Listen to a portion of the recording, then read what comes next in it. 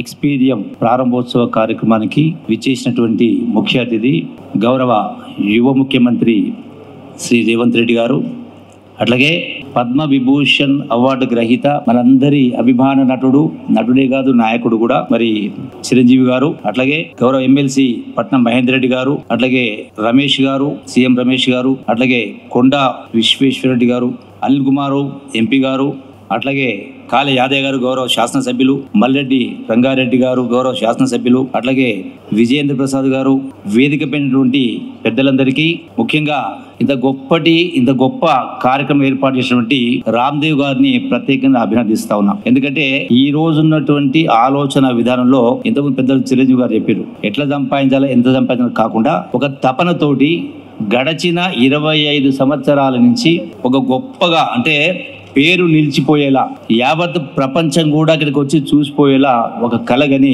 ఆ కళను సాకారం చేసే భాగంగా మరి సుదీర్ఘకాలంగా తపన పడుతూ ఈ యొక్క ఇంత గొప్ప కార్యక్రమాన్ని మనం చూస్తా ఉన్నాం. Experium real is a great Experium అనేది. ఎందుకంటే ఈనాడు దేశానికే కాదు ఇలా ప్రపంచానికే తలమానికంగా నిలిచేటువంటి ఈ గొప్ప ఎక్స్పీరియం.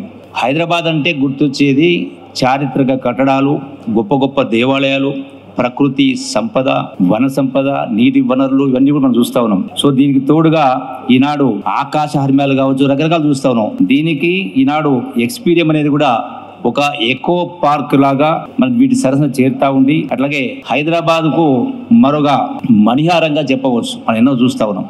ఎందుకంటే తెలంగాణ రాష్ట్రానికి ఇది మళ్ళొక మణిహారంగా ఎన్నో ఉన్నాయి. ఇలా గోల్కొండ కోట ఉంది, చార్మినార్ ఉంది, గొప్ప కట్టడాలు ఉన్నాయి, ఇవన్నీ ఉన్నాయి. వీటి సరసన ఇది కూడా మరి చేరింది ఈ రోజున.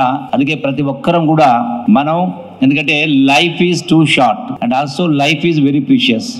ప్రతి ఒక్కరం కూడా ఇటువంటి ప్రకృతి అందాలు కావచ్చు, ఇలాంటి ఎక్స్పీరియన్స్ లాంటివి కావచ్చు, రాష్ట్రంలో నలుమూలల్లో రకరకాల కట్టడాలు ఉన్నాయి, గొప్ప చారిత్రక కట్టడాలు ఉన్నాయి. అంటే వేల సంవత్సరాల నుంచి ఆనాటి మహనీయులు ఎంతో కష్టపడి నిర్మాణం చేసినటువంటి. ఎందుకంటే మనం వీటిని చూసి తరించాలి, మళ్ళీ అవకాశం రాదు. కాబట్టి ఇలా ప్రతి మనిషి కూడా జీవిత కాలంలో మిగతా ఎట్లయితే పాశ్చాత్యులు ఇలా అమెరికా లాంటి దేశం తీసుకుంటే వారానికి 2 రోజులు వాళ్ళ ఆట విడుపు గడుపుతారు. కనీసం మనం వారానికి 2 రోజులు కాకపోయినా కనీసం నెలకు 2 రోజులు, సంవత్సరానికి ఒక 10-15 రోజులు ఈ యొక్క టూరిజం పేరు మీద మొత్తం చూసి రావాలి, రకరకాలు చూసి రావాలి. దాంతో మనసుకు ఆహ్లాదమే కాకుండా మనకు ఒక ఆలోచన విధానం కూడా మారుతుంది.